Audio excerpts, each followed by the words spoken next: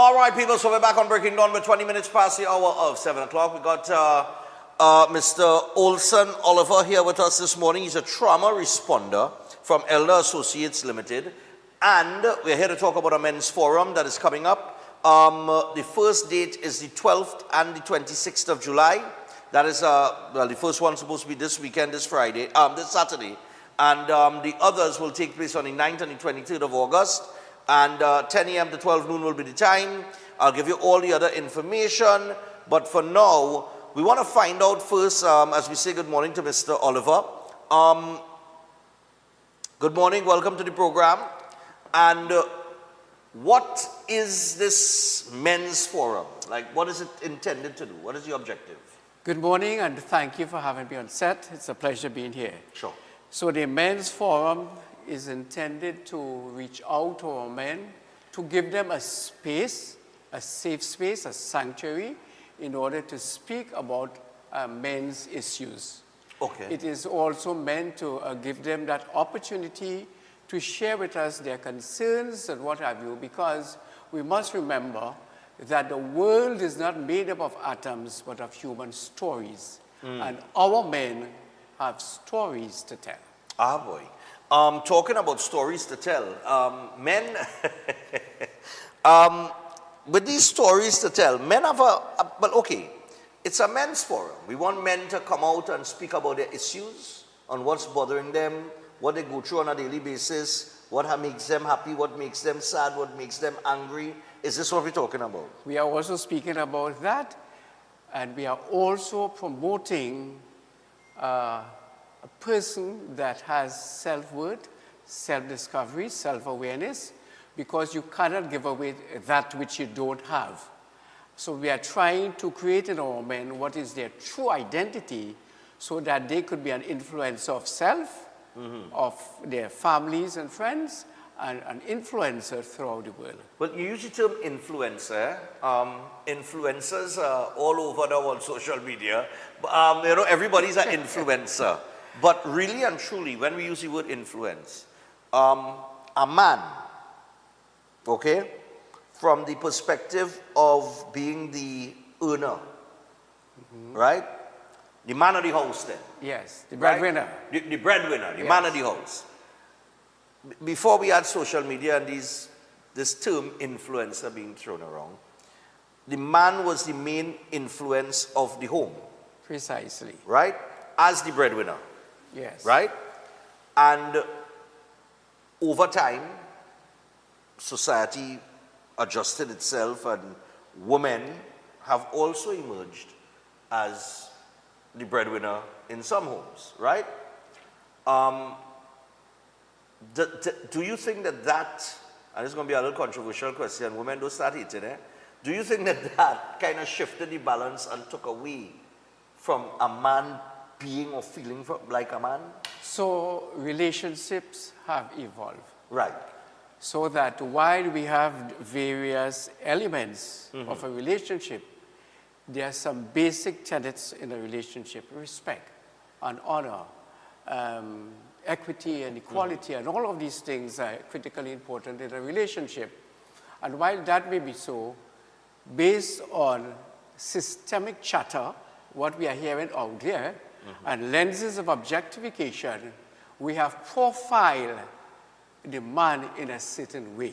Right. And because we have profiled the man and labeled the man in a certain way, we have that kind of discord, and we have those issues in relationships. Right. But what I'd like to say is that we ought to respect each other in any relationship. No matter what your status may be, no matter what your position may be, no matter what your earning power may be, at the end of the day, we are called to have that essence of relationship, because relationship is at the heart of the matter. But I could only have a relationship if I know who I am. And Right. this men's forum is intended to create in our men, or for them to reach that point and place where they know who they are, so that I could relate not on the basis of power, but of knowing who I am. Okay, but Yes? because that shift or that balance of power is a very serious thing. you will have women in a relationship who are earning more than the man. Yes. That will say it to their face and use it in an argument. And in doing so, make the man feel like less of a man. Right? I have heard that on many occasions. Then you have the element now that men have to face outside the house with their brethren. Right? And your brethren's now telling you, oh, he woman minding, he not a real man. Real man, being a real man. Now I see here, one of the topics is the question of what is a real man? So is a real man the man that earns and takes care of his family? Is the real man the man that has the understanding to accept or acknowledge that he may not be the more superior person in a relationship, that the woman pulls a little more weight than him? Does a real man in circumstances like that understand that it's not about money but more about respect and the love and so on, all the other things that come with a relationship, or even in the workplace? What is a real man? So a real man does not look at others as being inferior. Okay.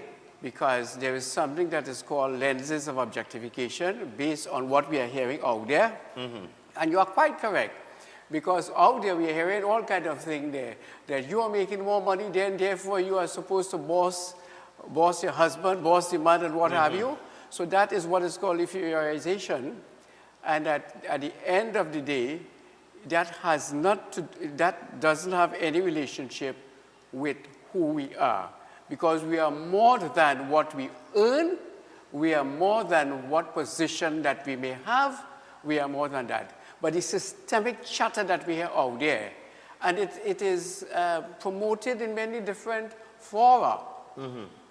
TV, social media, at home, what have you, various groups.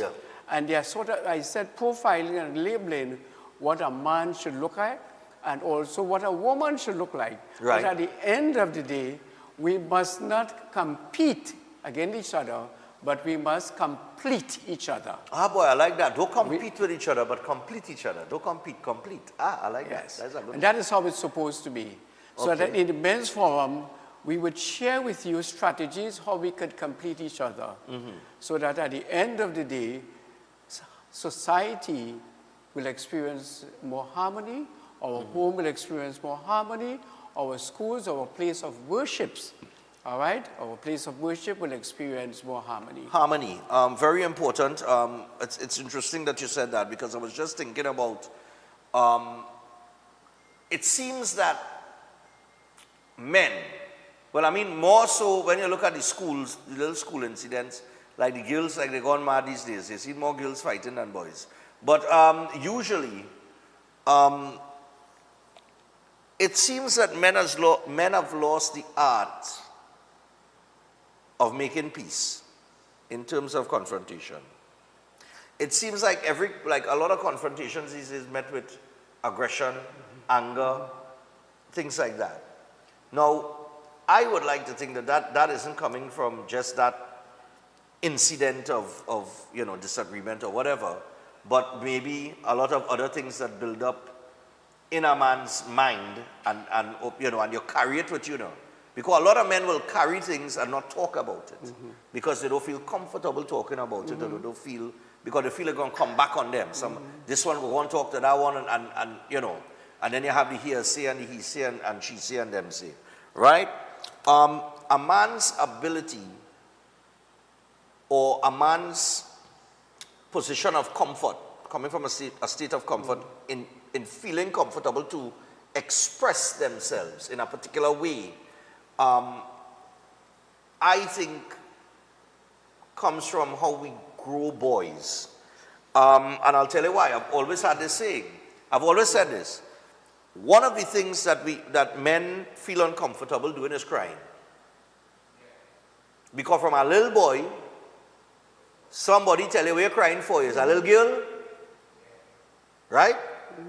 So, in my mind, from a little boy, because children, you evolve into an adult based on your childhood brought up, see your experiences. So, a lot of the problems you would have to go back to childhood, right? So you are quite correct in that regard.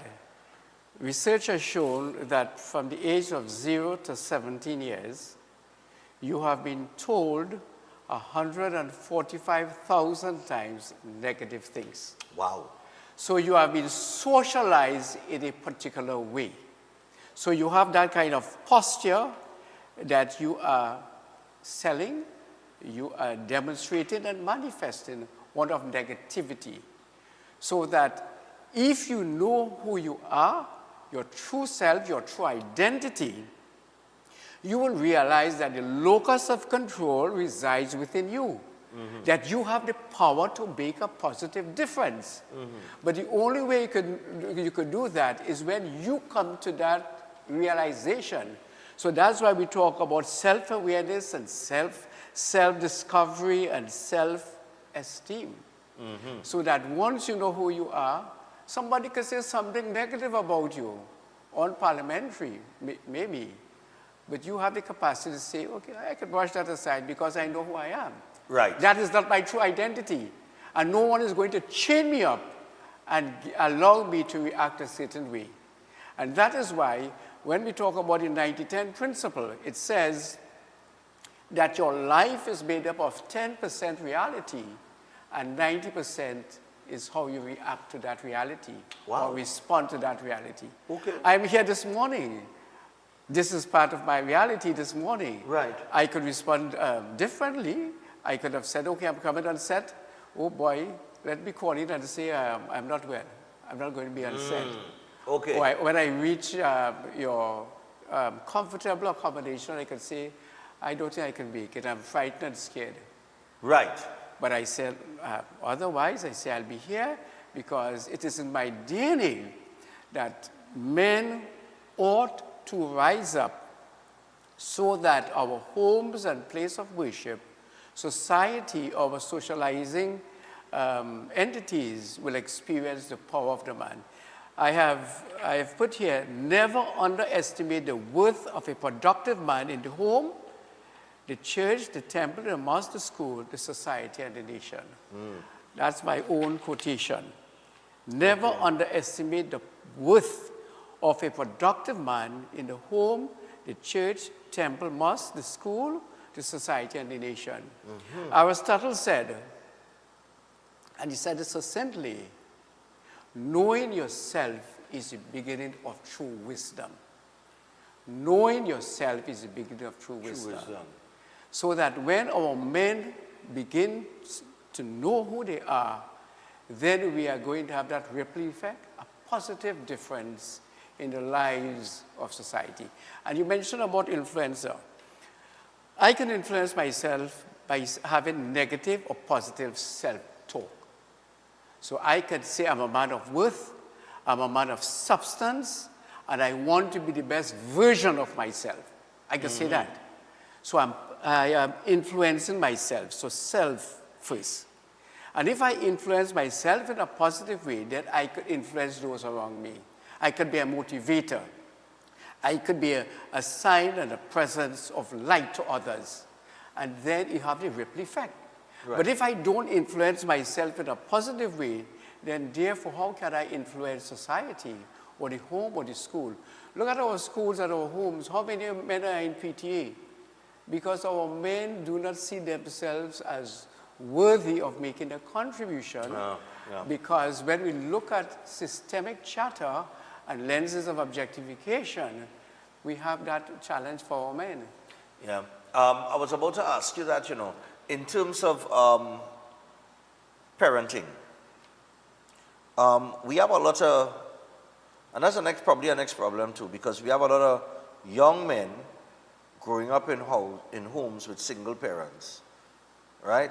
So just to bring, we talk about the relationship and we talk about man and woman and that kind of thing, but then we have to deal with the issue that we have a lot of single mothers bringing up boy children in only a way that a mother can. But the father's absence, right, is going to tell down the road because, and maybe that's why a lot of young men searching for this father figure. The search for a father figure every man, I think every boy, even big men who have not, you know, sometimes you're growing up and let's say, I mean, you lose your father at a young age when you're a child. Even as a grown man, you're still searching for some father figure in your life, you know, as a grown man, because it's like, it's something like, I don't know, it's probably a connection or something that a man needs from another man. Is that, you know, sometimes seniority, guidance, you know, things like that now. And when you don't have that, you know, I mean, I think men, you know, it affects Yes. maybe